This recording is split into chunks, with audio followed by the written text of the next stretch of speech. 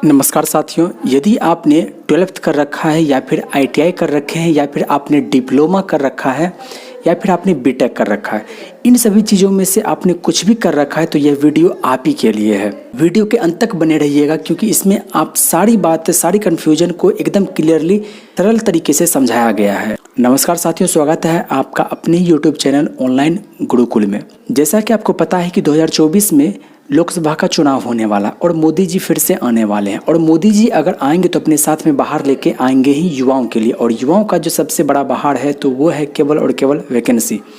तो 60,000 plus vacancy निकलने वाला है एएलपी और टेक्नीशियन के लिए। टोटल 60,000 टोटल वैकेंसी है। जनवरी फरवरी में 2023 में आ जाएगा, यानी कि अभी से पर्याप्त समय है कि यदि अभी से आप हाथ धोकर लग जाएंगे तो आप डेफिनेटली ये एग्ज़ाम क्वालिफाई कर जाएंगे। तो सबसे बड़ी डाउट है एएलपी और टेक्नीशियन से रिलेटेड कि इसमें क्वालिफिकेशन को लेकर के सबसे ज़्यादा कन्फ्यूजन आता है। तो इस वीडियो में हम लोग जो है क्वालिफिकेशन के बारे में बहुत ही बारीकी से हम लोग समझेंगे कि आखिर एएलपी के लिए कौन एलिजिबल है और टेक्नीशियन के लिए कौन कौन एलिजिबल है। तो साथियों, जैसा कि बात करें तो आप भी स्क्रीन पर देख ही रहे होंगे, एएलपी के लिए यदि आपने आईटीआई कर रखा है या फिर आपने डिप्लोमा बीटेक कर रखा है तो आप सभी एलिजिबल हैं एएलपी के लिए। अब आपके मन में सबसे बड़ा डाउट होगा कि डिप्लोमा और बीटेक में कौन सभी एलिजिबल हैं। तो डिप्लोमा और बीटेक वाले जिन्होंने इलेक्ट्रिकल इंजीनियरिंग कर रखा है, इलेक्ट्रॉनिक्स इंजीनियरिंग कर रखा है या फिर मैकेनिकल इंजीनियरिंग करके रखा है या फिर ऑटोमोबाइल इंजीनियरिंग, इन सभी सेक्टर से यदि आपने कर रखा है इंजीनियरिंग तो आप सभी डिप्लोमा और बीटेक वाले एएलपी के लिए क्वालिफाई हैं।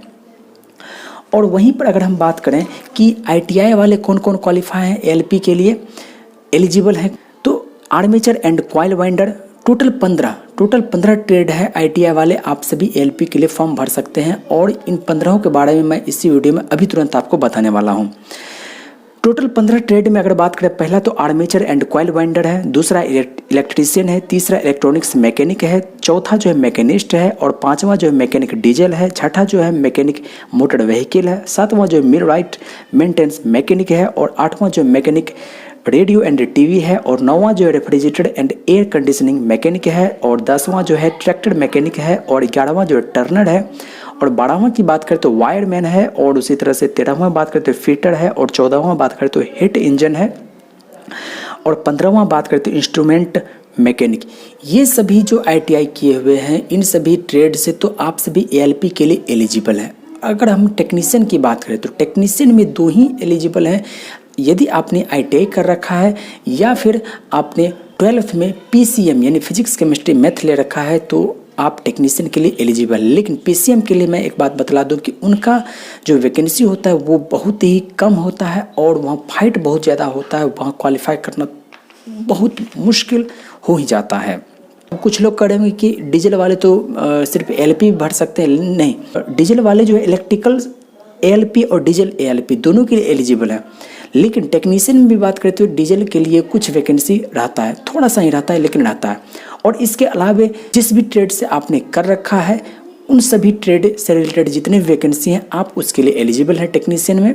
यहीं पर मैं आपको एक बात क्लियर कर दूं, मेरा एक दोस्त है जिन्होंने कि कंप्यूटर साइंस ले रखा था, आईटीआई किया हुआ है कंप्यूटर साइंस से, वो एलिजिबल नहीं है एएलपी के लिए। तो ये तो हो गया आपका क्वालिफिकेशन टोटल। अगर हम लोग एज की बात करें तो यदि आप 18 से 28 के एज के हैं तो आप एलिजिबल हैं इसके लिए एएलपी और टेक्नीशियन के लिए फॉर्म भरने के लिए। जैसा कि आपको पता है कि यदि आप ओबीसी हैं तो आपको 3 साल का रिलैक्सेशन मिलता है, और वहीं पर अगर आप एससी एसटी हैं तो आपको 5 साल का छूट मिलता है, और यदि आप पीडब्ल्यूबीडी कैंडिडेट में आते हैं तो आपको और भी ज़्यादा यहाँ पर छूट देखने को मिलता है।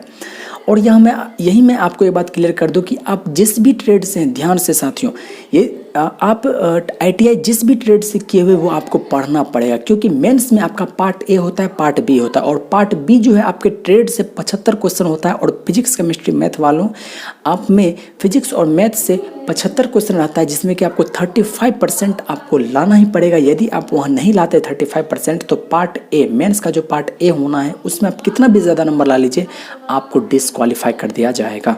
तो अपने ट्रेड को आपको पढ़ना ही पड़ेगा। पहले तो था कि पूरे मिक्स ट्रेड से पूछा जाता था, लेकिन अब जो है 2018 से ऐसा कर दिया गया कि आपके पर्सनल आपका जो ट्रेड है उसी से रिलेटेड सवाल पूछे जाएंगे। फटाफट अगर हम लोग इसके सिलेबस की बात कर ले तो सिलेबस में आपका पीटी के लिए, यानी कि पीटी के लिए एएलपी और टेक्नीशियन दोनों का सेम ही एग्जाम होने वाला है। मैथ, रीजनिंग, साइंस और जीके करंट अफेयर। मैथ में बात करते हैं इसमें टोटल 20 क्वेश्चन है, रीजनिंग में आपका 25 क्वेश्चन है, साइंस की बात करें तो आपका 20 क्वेश्चन है, और वहीं पर जीके करंट अफेयर की बात करें तो इसमें टोटल 10 क्वेश्चन है। यानी कि टोटल क्वेश्चन की बात करें तो 75 क्वेश्चन है, आपको 75 मार्क्स मिलेंगे इसके लिए, और 60 मिनट में आपको ये सभी करने हैं। अगर इसके निगेटिव मार्किंग की बात करें तो -1/3 है।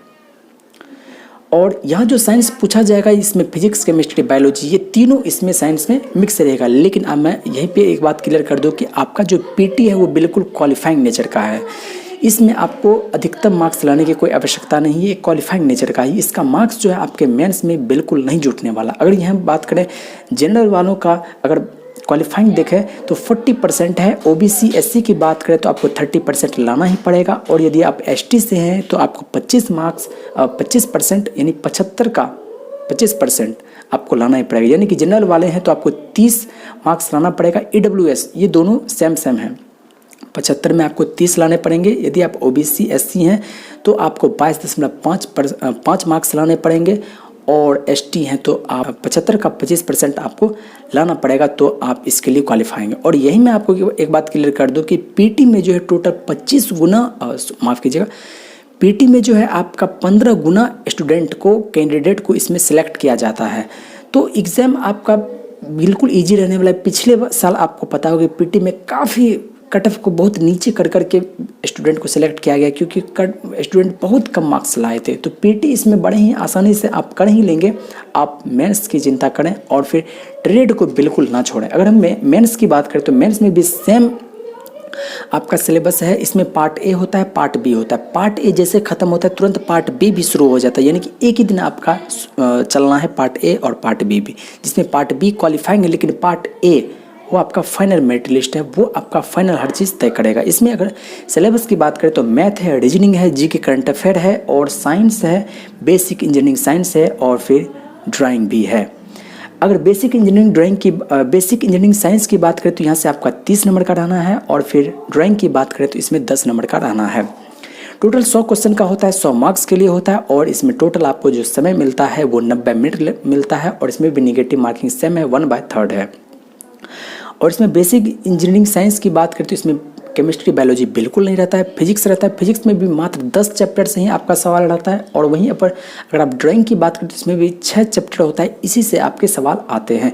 पिछले साल ड्राइंग से मात्र 2 ही क्वेश्चन आया हुआ था, हालांकि इस बार हो सकता है बढ़ा दे, तो वो अलग बातें हैं। और अगर बात करें तो मेंस में पार्ट ए में फाइनल मेरिट लिस्ट में आने के लिए कट ऑफ की बात करें तो यदि आप 65+ लाते हैं ITI वाले तो आप सेफ हैं, आपको कहीं कोई दिक्कत की बात नहीं है। अगर पार्ट बी की बात करें तो पार्ट ए जैसे खत्म हो तुरंत पार्ट बी भी शुरू हो जाएगा। जैसा कि मैंने आपको पहले ही बता रखा है कि पार्ट बी का मतलब है कि आपके ट्रेड से रिलेटेड आपको सवाल पूछे जाएंगे। यदि आपने फिजिक्स, केमिस्ट्री, मैथ ले रखा है तो फिजिक्स, मैथ से आपके सवाल रहेंगे 75 मार्क्स से, जिसमें कि आपको 35% मार्क्स लाना अनिवार्य है, अन्यथा आप डिस्क्वालीफाई कर दिए जाएंगे। यानी कि पार्ट ए में कितने भी मार्क्स लाए हों, पार्ट बी में यदि आप अपने ट्रेड के 75 मार्क्स में 35% मार्क्स नहीं ला पाएंगे तो आप डिस्क्वालीफाई कर दिए जाएंगे। यहाँ भी आपको टोटल जो मिलने वाला है समय वो आपको 60 मिनट मिलने वाला है। तो साथियों यह वीडियो जो था हमारा वो एएलपी और टेक्नीशियन से रिलेटेड आपका वैकेंसी था, जिसमें कि आपको एज के बारे में बताया गया, जिसमें कि आपको क्वालिफिकेशन के बारे में सारा कुछ समझा दिया गया है। और अभी से यदि आप इस एग्ज़ाम के लिए लग जाते हैं तो आप अंतिम समय में आपके लिए ये बिल्कुल एग्ज़ाम आसान लगेगा। और ट्रेड पर हमेशा ध्यान दें, क्योंकि अधिकांश स्टूडेंट क्या करते हैं पार्ट ए में तो क्वालिफाई हो जाते हैं, अच्छे मार्क्स आते हैं उसको, लेकिन पार्ट बी में जो डिस्क्वालीफाई हो जाते हैं। क्यों? वो सोचते हैं कि अजय ये ट्रेड ही तो है, 35% ही तो मार्क्स लाने हैं, हो ही जाना है। लेकिन नहीं, ऐसा नहीं होता है साथियों। अंतिम में जाकर के ये गलती कर जाते हैं। मैंने एक गलती कर रखा है। मैं सोच रहा था कि एनटीपीसी में पहले CBT 1 निकालेंगे, CBT 2 निकालेंगे, अच्छा ठीक है, लास्ट में टाइपिंग देखेंगे, लास्ट में टाइपिंग।